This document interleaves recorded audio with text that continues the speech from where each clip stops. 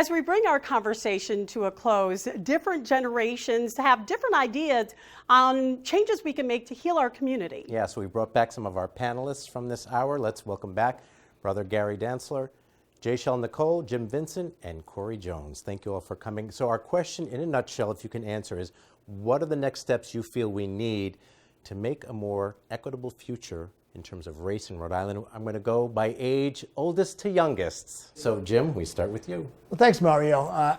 In Rhode Island, as in other areas of the country, we have to accept the fact that institutional racism exists. We have to accept it, we have to acknowledge it, and we have to do something about it. When you look at education, housing, health access, small business, the reason why the communities of color have a disparity is because there's implicit bias and there's institutional racism that is working each and every day. We have to acknowledge it, we have to take it on, and I think if we are honest with ourselves, we can, as Rhode Islanders, work this out together. Like Jim said, I think the huge problem is the institutional racism. I mean, it starts with that, right? It starts with education, it starts with affirmative action, it starts with action plans, and this is the conversation that we need to have more and more. You know, it's very, very imperative that we understand what's going on across this nation.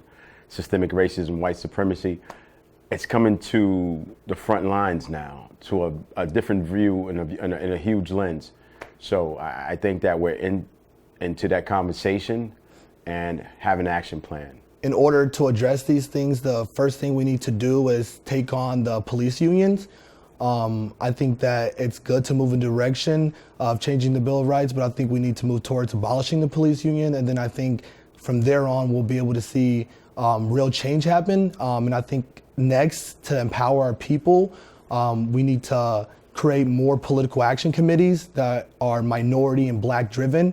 90% of the PACs in Rhode Island are union driven. And then I think third, we need to create opportunities for people of color in our communities. There are politicians who are meeting with organizations individually, and we're all working in the shallows instead of all of us working together and coming together and collectively fighting the good fight, which we all are doing separately, but there's power in numbers, and we'll be able to make more change if we all work together. So that means bringing together the youth organizations, the adult-led organizations, everybody, the parents, teachers, everyone needs to come together, and we'll all find common ground together and be able to fight together.